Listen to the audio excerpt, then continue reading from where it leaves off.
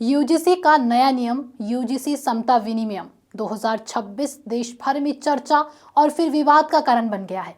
कहीं इसका समर्थन हो रहा है तो कहीं जोरदार विरोध भी। आखिर ऐसा क्या है इस नियम में कि छात्र, शिक्षक और फिर प्रोफेसर सड़कों पर उतर आए हैं? आइए इसे समझते हैं। सबसे पहले ये समझना जरूरी है कि यूजीसी क्या है और नियम क्या कहता है।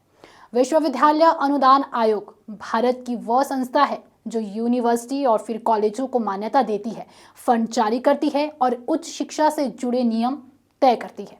13 जनवरी 2026 को यूजीसी ने समता विनिमय 2026 लागू की, जिनका उद्देश्य कॉलेजों और फिर यूनिवर्सिटी में जाति, लिंग, धर्म और फिर दिव्यांगता के आधार पर भेदभाव को रोकना है। इसके तहत हर संस्थान में equity committee, equal opportunity centre और इक्विटी स्क्वाड और 24 आवर इन 7 डेज हेल्पलाइन बनाना अनिवार्य किया गया है। यूजीसी का कहना है कि हाल ही के वर्षों में एससी, एसटी और फिर ओबीसी छात्रों की शिकायतें जो है तेजी से बढ़ी है और फिर रोहित वेमुला व पायल तड़वी जैसे मामलों पर सुप्रीम कोर्ट ऑफ इंडिया की टिप्पणियों के बाद सख्त नियम जरूरी हो गए थे।